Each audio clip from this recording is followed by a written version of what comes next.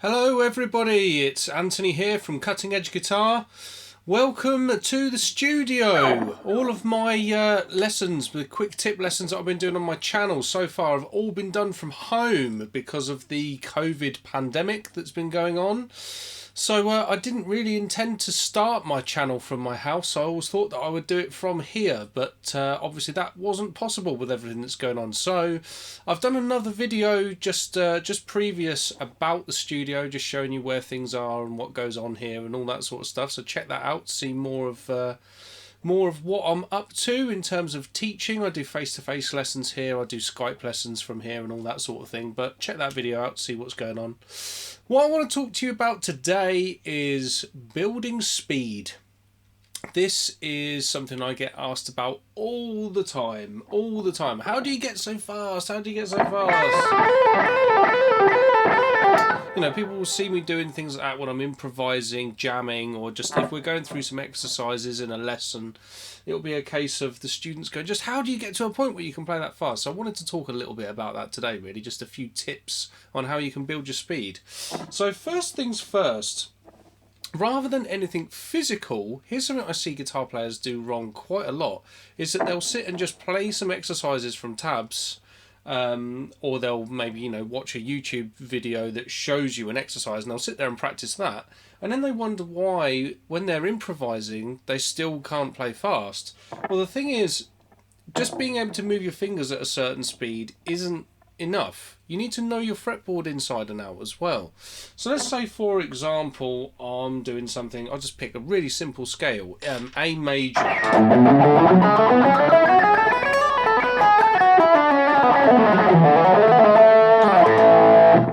So, before you can start improvising around A major or, any key, any scale, whatever, but I've picked A major just for today's key. Before you can start improvising all over the whole fretboard at speed, you need to know where the notes are at speed. So, as I'm going through that stuff there, I'm kind of just instantly know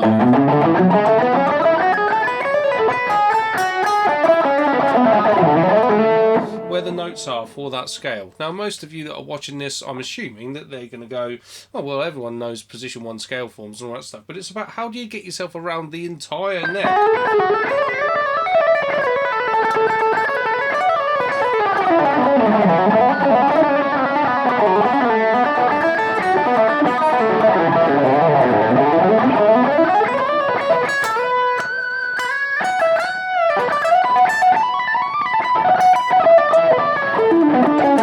So as I'm just moving around playing all of this stuff, that's just because I know the locations of A major full fretboard, and you need to be able to do that for all the scales over all the chords that you want to be able to use, whether you're a metal player, blues player, rocker, jazzer, whatever it is that you want to do. If you want to be able to play fast, you need to know where everything is. It's all about two elements, really. Do you have the technical ability to play what you want to play, and do you know that stuff inside and out all over the fretboard? You can't just have one or the other. So the other thing that you need, once you're pretty comfortable all over the fretboard and all that sort of thing, you need to practice the right exercises, okay? Now, of course, I've written a couple of technique books about this sort of thing. I've also put a number of exercise-based and technique-based videos up on my YouTube channel. So exercises are something that I completely believe in. I think that if you want to be technically proficient, you do need to practice them, but you need some structure. There's no point in just going, oh, today I'll pick this exercise or I'll pick that exercise. You need to have a structured approach, okay? So if you're using my books or any of the other lesson material stuff that I've done, or if you're using anyone else's method, if you're coming up with the exercises yourself, because obviously, working out things for your own playing problems is a great thing to do as well. My tip here is do it in a structured way. Use your metronome. Use your metronome, build up speed gradually. Now, there'll always be loads of people that are going to go, yeah, but Sean Lane said. He's always the favourite one because obviously Sean Lane's technique was just mind-blowingly good. But it'll be, but Sean Lane said I could start, sloppy and then just gradually it will get better over time and all that sort of thing. Okay, yes, he did say that. that clearly did work for him. But let's be realistic here. Shaun was a 1 in a million or 1 in a bazillion almost. You know, he was a freak of nature, and not everybody has that genetic thing that Shaun had that was going to allow you to play that way. What we all do have is an ability to improve, okay? And by improving, or by working on things a certain way, you will improve, okay? Now, what I mean by this is, I think if you take an approach similar to how you would in a gym to get yourself fit, to build your muscles, all that sort of thing, if you take that kind of approach to your guitar playing, it's going to yield results. So what I mean by this, nobody walks into the gym and goes, okay, my goal is to bench press 100 kilos for 10 reps, so I'm just going to jump on the bench and have a go and see how I get on. It's ridiculous. You're going to drop that thing on your chest, hurt yourself badly, and it's not going to go very well. So when you go in to practice your guitar, don't just assume, oh, I want to play that solo that's at 120 BPM or whatever, so I'll just go metronome on and start practicing the exercises, because that's not going to happen. You've got to start slowly, methodically, and what you need to do is you need to play your exercises for a specific amount of time. So let's say in some of my tutorials that I've done, I've put about 10 exercises in them. What you want to do is you want to go, right, there are 10 exercises. That is a solid 50-minute routine, okay? So you're going to have 10 minutes of warming up, whether that's finger independence exercises or just playing up and down scales. However it is that you like to warm up, you know, you've got to make sure you have a proper warm up. Then you've got to start practicing the exercises, okay? Stay at a learn tempo and stay at a specific learn tempo until you've absolutely nailed the exercise and you're playing it perfectly and immaculately in time to your click or your drums, whatever it is that you're using to play along to. And then once you've got that, start going up in sensible increments. You don't want to go, oh, okay, well, let's just go faster, faster, faster, faster. Only go up as you can. So 5 BPM.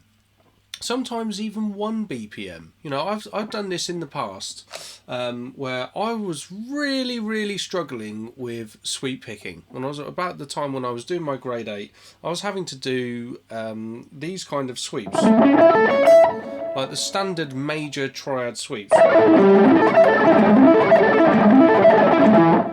And I actually worked with my teacher at the time. We did a whole day session on this, 7 hours. And what we did was started at sort of like making a working day, 9 o'clock in the morning till 5 o'clock in the evening. And what you do is you take your exercise, play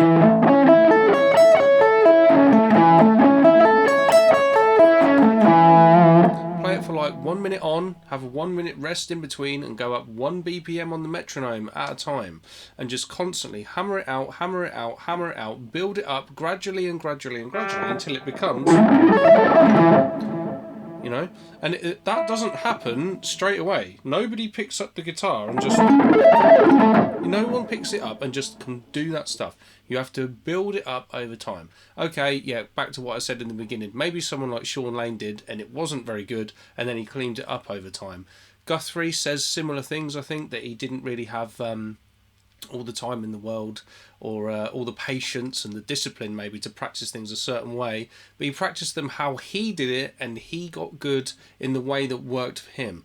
For most people, I'm going to say you need to take that really disciplined approach, because that's just the way that things work. If you take any task that you're doing in your daily life, how you get used to it and how you get better and faster and all the rest of it is through repetition, just doing it over and over again, slowly and gradually building your speed. So to summarize really with this quick tip, what I need you to do, or what I want you to do if you want to build speed, because not everybody wants to be a shredder, and that's okay. If you want to be someone who plays guitar fast, make sure that you know where everything is on the fretboard, because that way you can think faster, and thinking faster is what's going to allow you to get yourself around the neck by knowing where you're going to play. And then also build your speed gradually and over time. Play things slow, immaculate, perfect, and then gradually build up over time and you will achieve the speed that you want to get to. Okay, that's my quick tip for this session. So hope you enjoyed it, guys. Make sure you subscribe to the channel and hit the bell icon so that you get notified the next time that I do one of these. And if you do want a whole host of exercises to be practicing to allow you to build up your speed, High Intensity Guitar Technique, there's 3 volumes in that series, and I've put a complete one that you can see in the background over there. Check that out if you like print on Amazon, and if you like digital versions, you can buy them directly from my website.